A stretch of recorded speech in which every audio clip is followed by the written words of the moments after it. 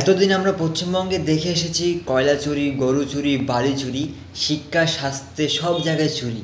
ভাই এখন নতুন আরেকটা অ্যাড হয়ে গেছে পাশে, মেসির টিকিট চুরি। বাস আবার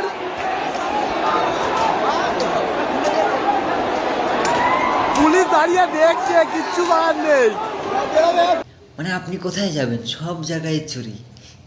মানে ভাবুন, মেসিকে যারা ভগবানের মতো ভাবে বা মেসিকে এক পলক দেখার জন্য এত হাজার হাজার টিকিট কেটে যখন স্টেডিয়ামে যায়, যখন মেসিকে দেখতে না পারে, তাহলে লোকজনের রিয়েকশন তো এমন হবেই।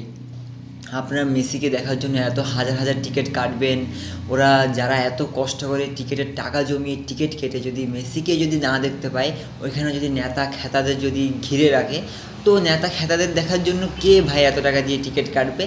ও মেসিকে দেখার জন্য, মেসিকে ফুটবলের ভগবান সবাই মানে, তার জন্য জাস্ট এক পলক দেখার জন্য সবাই এত হাজার টাকা দিয়ে টিকিট কাটলো।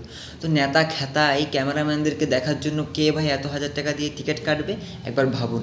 মানে তার জন্য যে স্টেডিয়ামে, সল্টলেক স্টেডিয়ামে এরকম উত্তেজনা মানে শুরু হয়েছে আর কি। তো স্বাভাবিক, আপনারা এত হাজার দিয়ে টিকিট কেটে যদি মেসিকে না দেখে যদি এরকম অবস্থায় ক্রিয়েট করেন, তাহলে তো এরকম পরিস্থিতি হবেই।